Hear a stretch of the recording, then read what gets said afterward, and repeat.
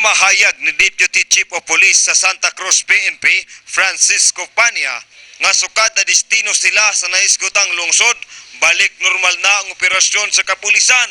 Ingon man ang peace and order, wala say problema ang relasyon nila ngadto sa mga sibilyan. Maayo man ang atong seguridad na plasta sa inyong mga kapulisan, ang seguridad sa Santa Cruz. Bisag ako bago pa ko dinhi, mga ikaduha na kong simana karon, pero nakita nako sa during my stint here nga maayo ang pagprepara sa atong sa kaayusan sa atong sa peace and order sa atong munisipyo. Okay man ang relasyon sa katawhan o sa among mga kaubang kapulisan, mayo among relasyon, mayong suporta nilang gimo sa among hipi, mayong pud ang relasyon. O sa mga katawhan sa pagtuyok po nako sa ikaduha nako semana, mayo ang relasyon sa kapulisan o sa katawhan.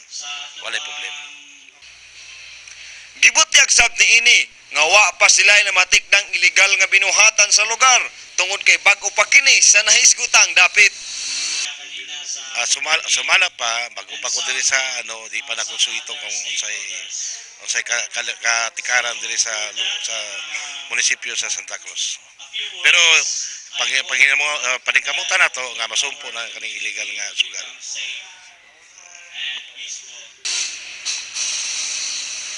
Apan sa dihang gilibot sa news team ang lugar, agoy way kalainan dinis dakbayan sa Digos nga nahisama sa uhong ang mga fronton outlet sa lugar.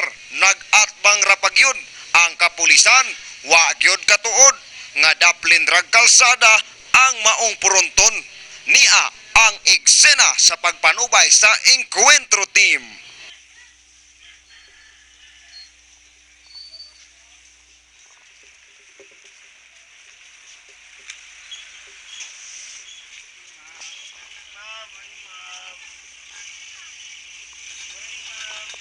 Paano mo, ma'am, na illegal ni ma'am? Yes, sir.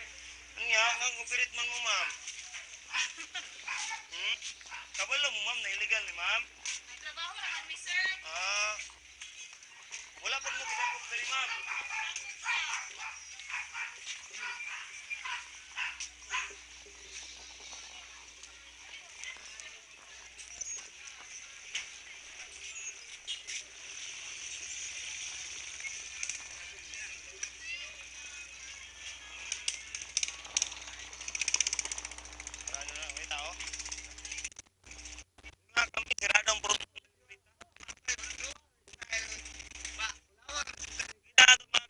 Kakampi, nanirado na, gani na abre pa ni. Karon sirado na, hadlok 50.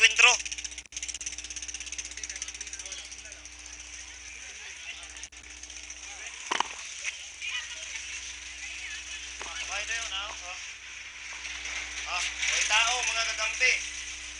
Pero klaro tayo nga nang mga ebidensya sa ilang mga illegal nga sugal nga binuhatan, pero wala pa ikwadro kano sa klaro mga kakampi ang ebidensya nga diri sa dakbayan sa diri sa lungsod sa Santa Cruz naghitag gyapon ang illegal nga pronton dinhing dapita. Klaro kay ebidensya napay mga usay tawagan ni kutihon nila sa ilahang pagtaya.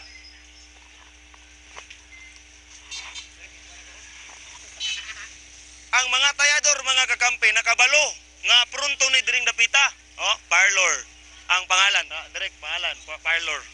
Pronton. Pero ang atong kapulisan mga kakampi dinhi sa Santa Cruz wa katuod nga naaday diri ang pronton. Daplin ra kasada mga kakampi ang atong kapulisan diri sa Santa Cruz wa katuod nga naa diri ang pronton.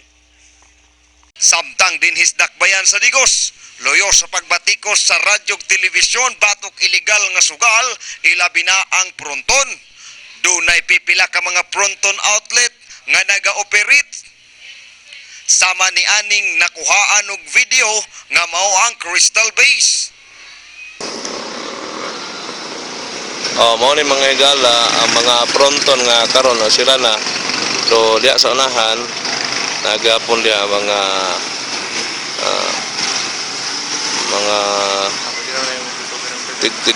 tigpataya glass to. Dili ni siya ma-zoom no. Mga pagkakaayog naong wa gyud mo respeto ug balaod sa syudad. Makapangutana kita. Asa na ang atong kapulisan? Wa ba sila makakita sa telebisyon o nadungog man lang sa radyo ang pagbatikos ni ining illegal nga sugal? Or basin baya, nagpakabuta bungol na lang sila sa isyo? Unsa kahay hinungdan ni ini? Atangi ang dugang pagpanubay sa Encuentro Team sa sunod nga edisyon. Alang sa Encuentro Special Report, ako ang inyong kaenkwentro, Patrol 24, Jerry Luyakan. We are one, kakampi